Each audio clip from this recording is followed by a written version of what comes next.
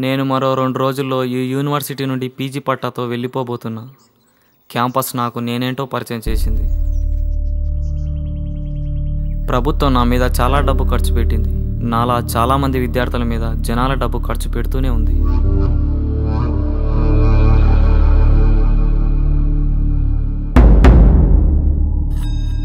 జనాల డబ్బుతో సొసైటీలో డీసెంట్గా బ్రతకడానికి అర్హతలు పొందుతున్న నాలాంటి యూత్ ఆ జనాలపైన కొంచెమైనా కన్సర్న్ లేకుండా ఎవరి దారి వారు అన్నట్టు మేధస్సుని శక్తినంతా నా అనే చట్రంలో పోసి బతకడానికి బయలుదేరుతున్నారు తప్ప సొసైటీ అనే మన ఇంటిని పట్టించుకునే ఓపిక తీరిక ఎవరికీ లేకుండా పోతుంది.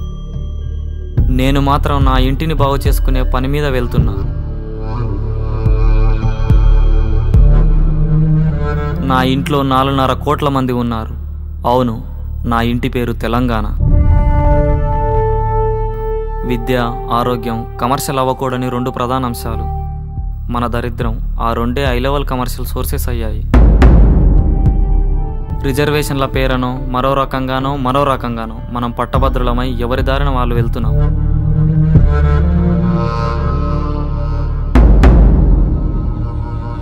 ఒక్క యూనివర్సిటీలోని మేధస్సు చాలదా టన్నుల మట్టిని బంగారం చేయడానికి?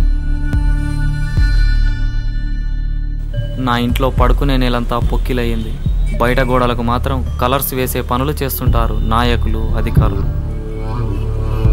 జనాల డబ్బులతో చదువుకొని ప్రభుత్వ ఉద్యోగాలు తెచ్చుకొని లైఫ్ టైం భరోసాతో బ్రతకాలనుకుంటున్న యూత్ ఖచ్చితంగా 2 సంవత్సరాలు ఓ పల్లెనో టౌన్నో దత్తత తీసుకొని బ్రతక నేర్చిన అధికార నాయకులకు బ్రతకలేని రాని జనాల మధ్య దళారిగా మారాలి.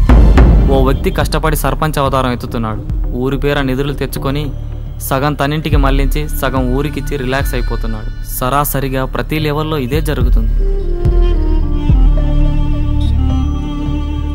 జనాలకు అందాల్సిన సదుపాయాలు, అవసరాలు నేరుగా చివరి సామాన్యుడికి చేరాలి. కానీ అలా జరగట్లేదు.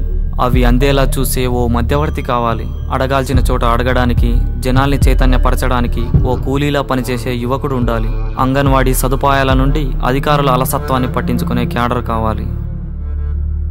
మాట్లాడడం మర్చిపోయి వంగి బతకడంతో మన మెదళ్ళు మొద్దుబారాయి. నిర్బంధ చైతన్యం, నిర్బంధ సేవ అవసరం. జీవితకాలంలో నిద్రకి, శని ఆదివారాల్లో తాగడానికి ఖర్చయ్యే టైంలో నేను చెప్పే 2 సంవత్సరాల టైం చాలా చిన్నది.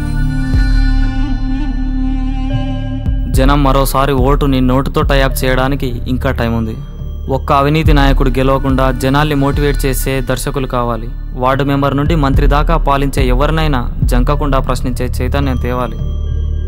అన్ని గొర్రెలు తెల్లగైతే ఆ గుంపులో ఓ గొర్రె నల్ల రంగు పులుముకోవడానికి జంకుతుంది.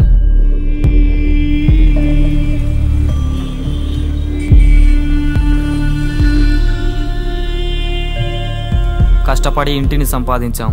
ఇక ఇంటి గోడల్లో దాక్కున్న కల్తీ ఇసుకను నిర్వీర్యం చేసే పనులు చేయాలి. తుఫాన్లకు కూడా చెరగని నిర్మాణం కావాలి.